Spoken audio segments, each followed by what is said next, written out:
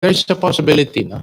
But as I've said, we will agenda the motion for reconsideration this week. We're going to have a board meeting tomorrow, so we will be able to hopefully discuss.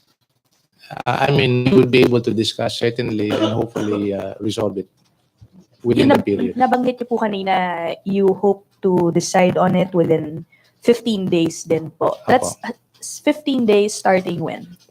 Starting from the time it was published on October 19. How long will you be hearing this MR? How long do you expect to Okay, I got your question. That will really depend on, because I actually have here a copy of the MR. It's a one-page motion for reconsideration, so I don't suppose we will be able to tackle it at length, no? Because, but we will still have to, discuss it obviously and resolve the same. Because you also mentioned, sir, na this oppositor, the one who filed this, has been opposing the fare hike ever since. I'm wondering if there's something new that he's mentioning in the MR filed yesterday, or is it just going to be a matter of kung pareho lang din yung points niya? I would rather not preempt the discussion in the board, no? Although, as I think some of you already have a copy of the MR. And siguro from your end, you can already appreciate it. But I hope you understand that insofar as the board is concerned, we still have to discuss it internally and hopefully come up with a decision. So no timeline, sir, on how long we'll resolve that? Ano po? No timeline set on how long you will resolve that MR? As mentioned earlier, it's already put in the agenda for tomorrow. We will discuss it and hopefully we'll be able to resolve it. As I've said earlier, within the 15-day period during which the publication is taking effect. Okay, thank you. RJ. Sir, why did you not heed NEDA's advice of 9 and 50 centavos instead of 10? Ms. Lizada had a dissenting opinion. As regards as you know, when you talk about a decision-making process in a board that is collegial in character, all these opinions, points of views are being considered. And at the end of this decision-making process, we have to make a decision. And it so happened that we have a majority decision and we have a majority opinion and we have a minority opinion. In a number of occasions, the board would be unanimous. In a few occasions, the board would be able to rule in the majority. This is one of those occasions. And what was your opinion, sir? Our opinion is in the majority, which is actually what is contained in the decision. By the way, the decision contains not only what is mentioned in the majority, but also the minority, also includes the minority opinion of the dissenting But board member. why 10, sir, instead of 9 and 50? Ano po? Why 10 pesos minimum fare instead of 9 and 50 centavos as suggested by NEDA? Okay. As we have mentioned in our decision, NEDA have suggested a 50 centavo increase recommended, and they have inflationary impact. Among the things that we have considered, at least in the majority, as to why we granted a 1 peso increase, meaning if you reckon it from the 950, is an additional 50 centavos. Okay. NEDA's report did not include the two fuel prices that took effect thereafter, insofar as the opinion is concerned. But nevertheless, insofar as having to look at the inflationary impact for both PUJ and the bus, kasi po yung NEDA report talks about the inflationary impact on the proposed, on the petitions for fare hike for both buses and PUJ. And ang difference lang po between the a proposed 50 centavo increase to a 1 peso increase is 0.024%. Obviously, may taas, no? But it's a matter of perspective as to whether sobrang taas ba yan, mababa ba yan na taas. Because any increase, obviously, would always have a impact. So, sir, the Pantawid Pasada is not enough. Ano po? The Pantawid Pasada subsidy is not enough. Okay. I would like to look at it in a much bigger picture if that is the case, no? Because the Pantawid Pasada Program is a social mitigating measure, no? That is to help alleviate a sector that is vulnerable. I'm talking about the sector in the public transport sector. And that would be the POJ. Matagal na po silang napabayaan, if I may say, probably by a matter of policy or a matter of choice on their part. Kasi nga, among other things, yung tinatawag nating modernization program, nangyayari lang po yan doon sa pagpapalit ng mga bagong unit doon sa bus, UV at saka taxi. Sa POJ po, hindi. I will get into the point that you're trying to raise. And because of that, we need to push the modernization program. And we would like to think that this modernization program would positively impact on the PUJ drivers as well as the operator. Now, so habang ginagawa natin itong modernization program na ito, and in fact, it is mentioned that among the reasons why we have this Pantawid Pasada program is precisely to help this vulnerable sector in the public transport to transition themselves. No? Kaya nga nabigyan ito ng dagdag, how do you say that? Dagdag tulong, yun yung Pantawid Pasada program. Yung ibang tulong naman din po na narinig namin sa DOE, these are initiatives coming from the oil companies, which until now, they're giving oil discounts. If you look at yung gusto nating mangyari dun sa dulo, sa modernization program, it's simply a matter of bringing down the cost and raising the income of in this case, the PUJ, drivers and operators. Kung mangyari man, like what's happening now, no? Na meron na mga rota, na may mga bagong sasakyan, at saka bagong sistema, I'd just like to point that out, no? Yung modernization program na ito, hindi lang po ito bagong sasakyan, kundi sistema. That said, we have to look at having to lower the cost of the operation so that that will translate to income on the part of the operator and driver.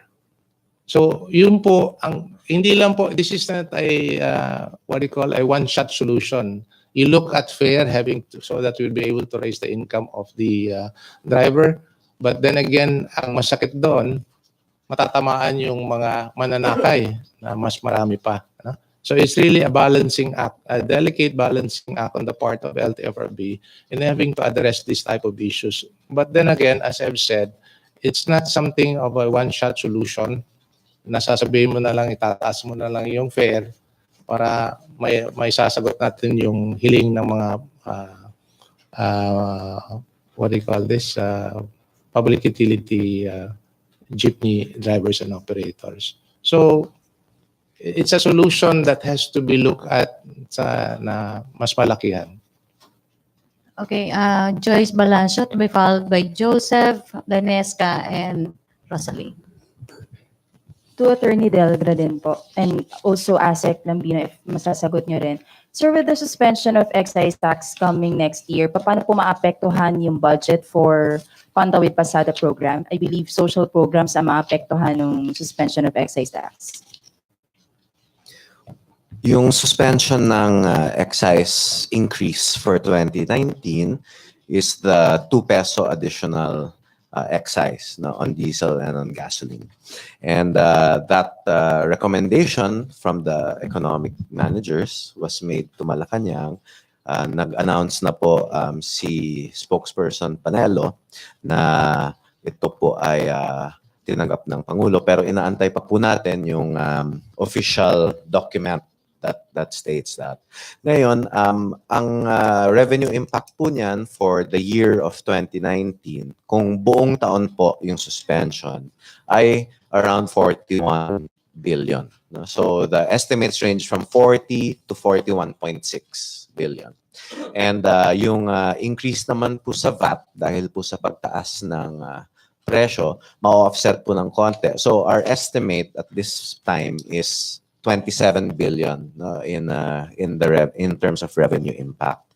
Ngayon, ang napag-usapan din po ng DBCC ay mag-form ng task force para tingnan kung saan po kukunin yung 27 billion na either ipopostpone or ika-cut dun sa budget. At ang mga example na nabanggit na po ni na Secretary Dominguez at ng ibang economic managers ay mga bagay tulad ng non-essential international travel, replacement vehicles for a while. Yan po ay mga unang mga suggestions para sa task force. Yan po yung mga hahanapin nila. So it will not be the socials per se that will be discussed. No, it will be non-essential spending. Pangalawa, meron din pong adjustment na nabanggit ang DBM pagdating sa Pantawid Pasada. Yung pagtaas po kasi ng Pantawid Pasada would have been up to around 20,000 initially kung tuloy po yung increase ng excise. Pero dahil po hindi naman ho mag-i-increase yung excise starting January 1, for the period na nakasuspend yung increase ay kung i-annualize po natin yan, the computation would be to, instead of quadrupling the Pantawid Pasada, kasi 5,000 po ngayong taon for the second half of the year, ay instead of quadrupling the amount, dodoblehin na lang po. No? So instead of 5,000, it will be a 10,000 peso Pantawid Pasada grant for 2019. Yan po ay kung suspendido yung fuel excise for the whole of 2019 dahil hindi pa po final kung ano po ang magiging mekanismo para i-lift yung suspension. Sir, just to clarify lang, you mentioned 20,000 originally if meron tayong increase. So can we say from 20,000 original, magiging 10,000 na lang ang ibibigay sa Pantawid Pasada? Opo, so it will be half of what's been budgeted so far, but also it will be double than what was received this year kasi nga po 6 months yung Pantawid Pasada ngayon 2018. Kaya kung bubuuin ho natin yung taon na 2019 ay dodoblehin po natin yung Pantawid Pasada. Yun po ay ang initial na nabanggit ng DBM at ni Secretary Jokno. Initial, sir, meaning hindi pa siya final as of this time? Ang titingnan ho kasi natin talaga saan kukunin yung 27 billion, yun yung priority ng task force na binuo ng DBCC at talagang ang hahanapin muna ang mga non-essential spending. Pero kailangan din ho nating sundin yung batas dahil po ang social mitigating measures under train ay naka-earmark po ang 30% ng incremental revenues from the additional excise taxes. Hey, Attorney Delgra po, how will this affect yung beneficiaries natin knowing na half of what they're supposed to be getting na lang ang mabibigay given na matuloy nga na 10,000 na lang? Alam niyo po, when I would join in the car distribution, hindi lang po sa Metro Manila, kundi po sa probinsya, tuwang-tuwa po sila doon sa 5,000 na naibigay under the Pantawid Pasada Program. So I'm sure they would also happy and probably happier doon sa dagdag pa na ibibigay for next year. Alam natin na merong mga programa na kailangan talaga na tingnan, lalo na sa economic managers natin, kung paano hahatiin yung resources ng government, lalo na doon sa mga social programs.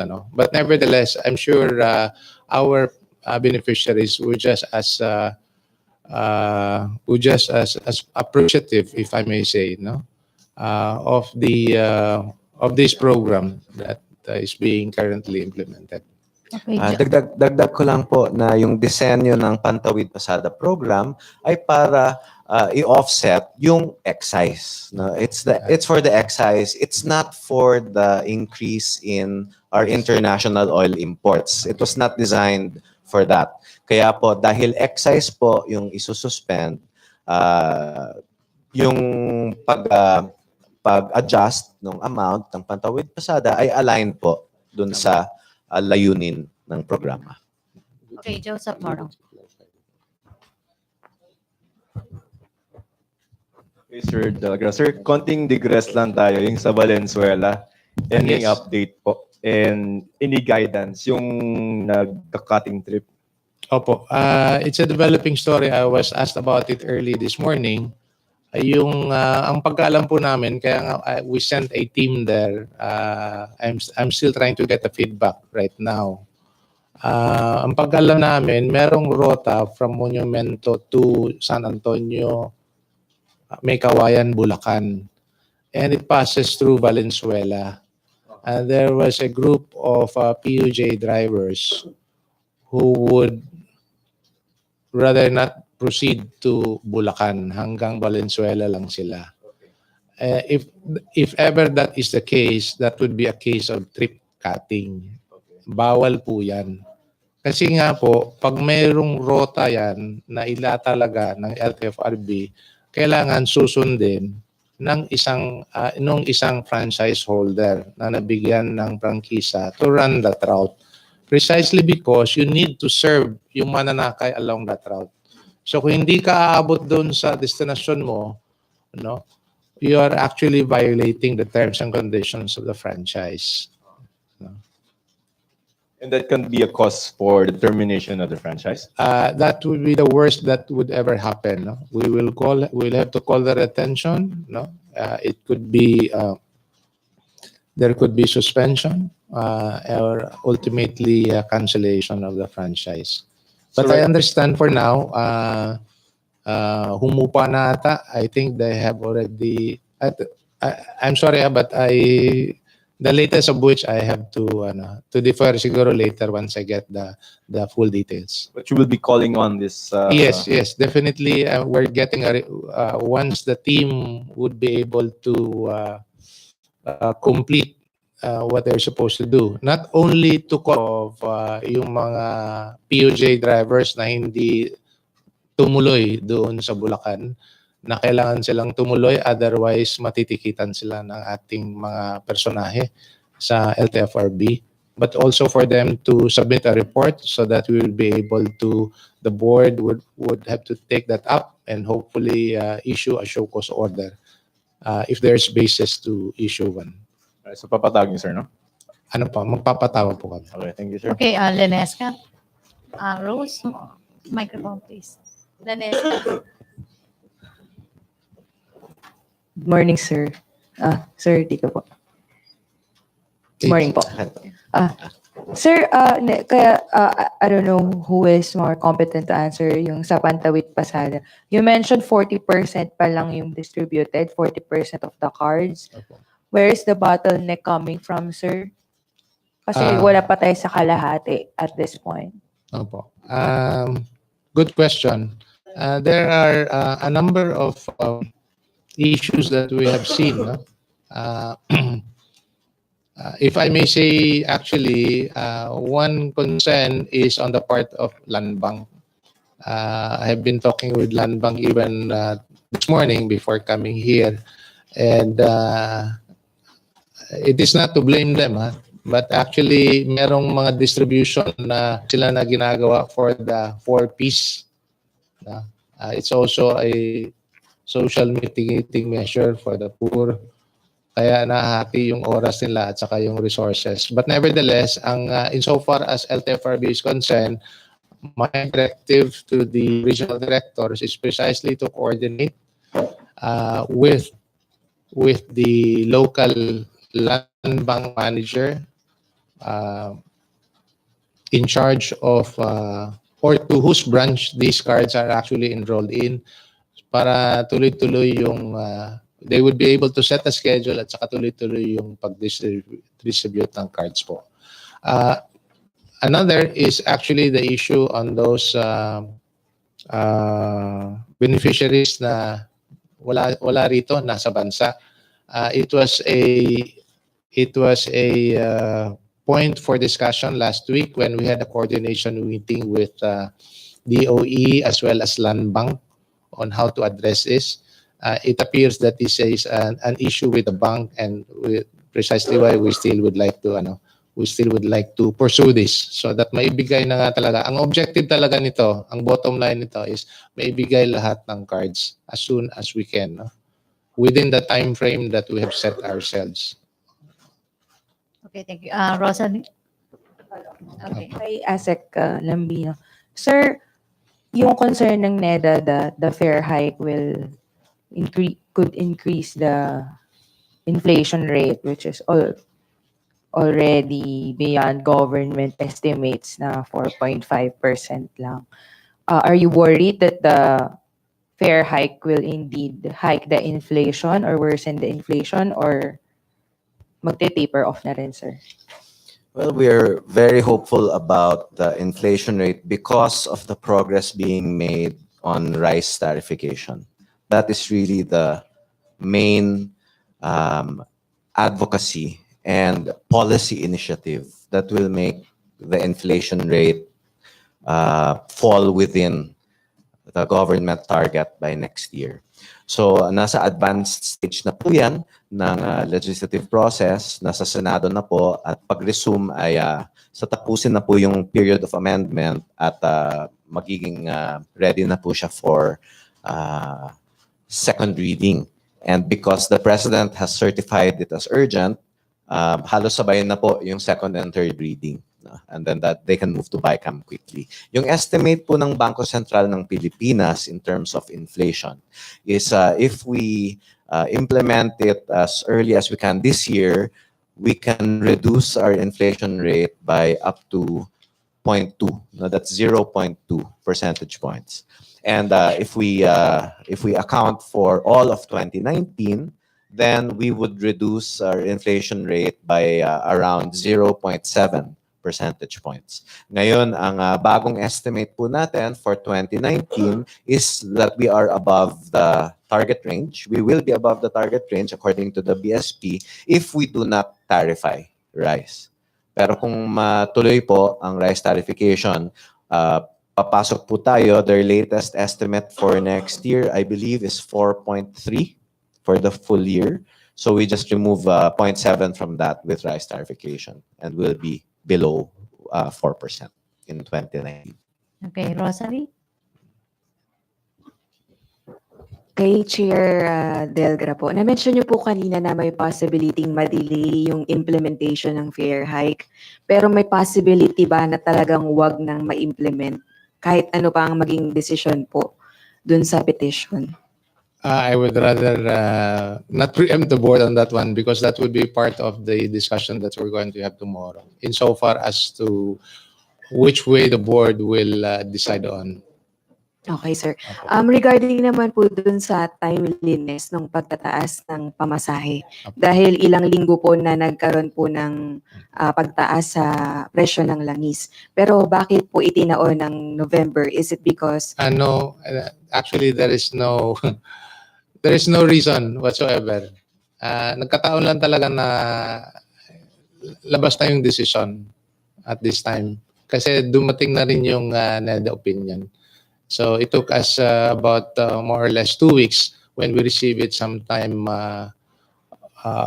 October 2 to resolve the petitions, both for the buses and for the PUJ. Pero would you think na mas wiser po na ipatupad yung fare hike dahil nga magsisimulang mag-taper off yung inflation ng fourth quarter ng taon? We actually have not been focused about that particular perspective. Pero po We ngayon, just have to decide on it kasi matagal na rin po. Itong petition na ito started last October 2017. And then they filed an amended petition sometime May. No? So, however way, mahirap naman din na patagalin pa natin.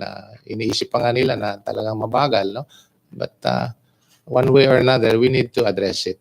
So yung triggering point po nung decision-making process na tuloy-tuloy na i-decide namin itong petition na ito was the submission of NEDA's opinion.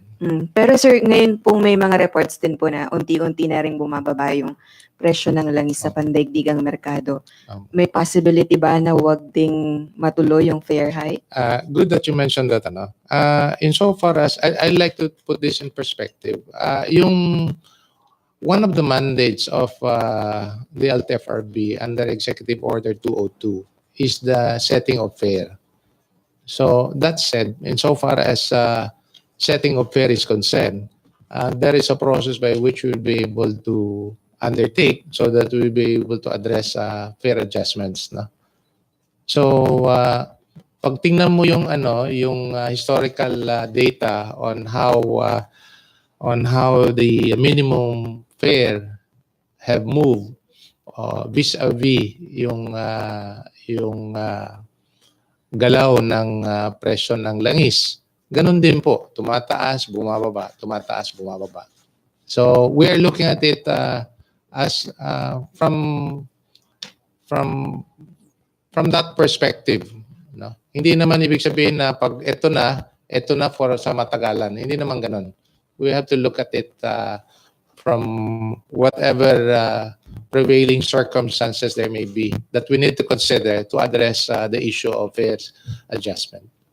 So sir, meron nga rin pong chance na bumaba yung... If you talk about possibility, as I've said, historically, the minimum fare have moved up and down, given with respect to external factors, which includes, of course, the movement of the prices in fuel. Okay, last three. Tina, Alvin Baltasar, and then Benji Liwanag. Microphone, please. Tina.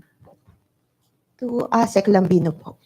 Sir, pa-clarify naman yung tungkol sa DBC, recommendation ng DBCC on Pantawid Pasada Program on the suspension or cancellation of non-essential spending. Ano to, will it be covering all agencies of government? Kasi and will it be mapapasok ba sa 2019 budget? Kasi I understand these things are under the personal services of each agency. Anong plano po? Po siguro mas maganda tanong natin yung DBM. They are much better versed in the actual process. Pero my understanding is yes, the scope of the work of the task force will be government-wide. All agencies po ang titingnan. So mami-minimize yung mga kasi these are na-consult na yung all agencies regarding this. And how are you going to present this sa Senate during the budget hearings kasi nasa last tranche na tayo ng mga deliberations. Baka by December mapapasa. Opo. I-refer ko po sa DBM at babalikan ko po kayo. Thank you, sir. Alvin Baltasar.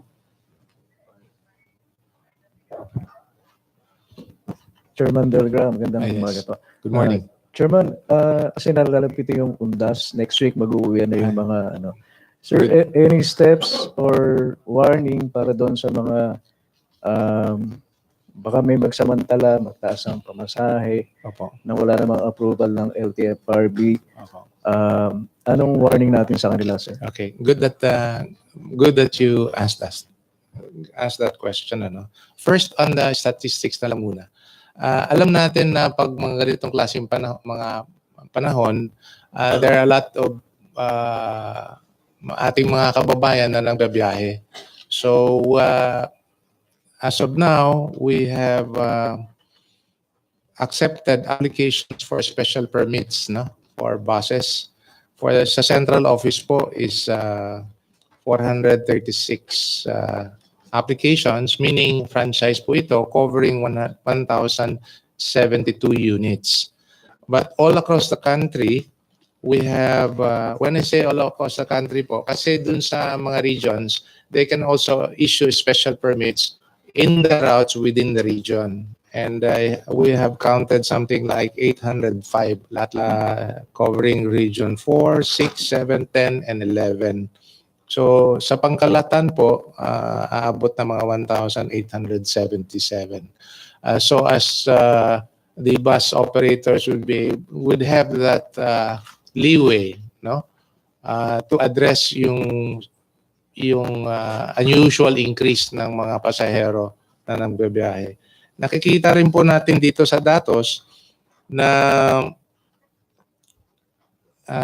Bicol, those going to Bicol, those going to Northern Luzon have the most number of applications for special permit. Kasama na rin po yung papuntang South Luzon, which actually includes yung Roro service papuntang Mindoro. Okay, at saka mga iba't ibang lugar na island provinces. On top of that po, nagpalabas na rin tayo ng office order, no, to all the regional directors na paigtingin pa nila yung monitoring nila at inspection ng mga terminals, as well as to coordinate with the bus operators insofar as the operation of the buses are concerned. We will also be doing inspection all throughout, actually, no? Starting, we're actually doing it since the start of the week until Undas, until after Undas, which is until after November 5, during which time the people would start coming back to the cities. No? So that is what we're trying to do, and we're very conscious of the fact na pag mayroong mga matataong lugar, kailangan din natin bantayan din. No? So we work closely not only with LTO but also with the enforcement authorities in the areas, and that includes the PNP as well as the AFP. Okay, last question. I'm sorry.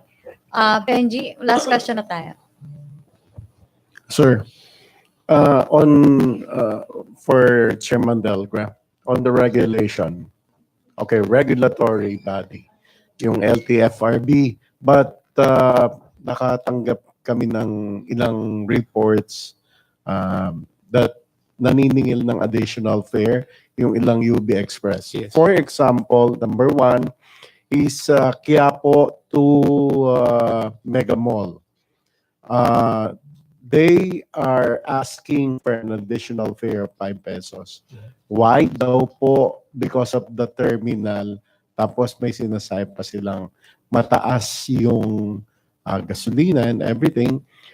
How would the LTFRB regulate this UB Express? But not only that, sir. I'm sorry. Marami pa rin po, Pasig and any other parts here in Metro Manila. Good question on the UV.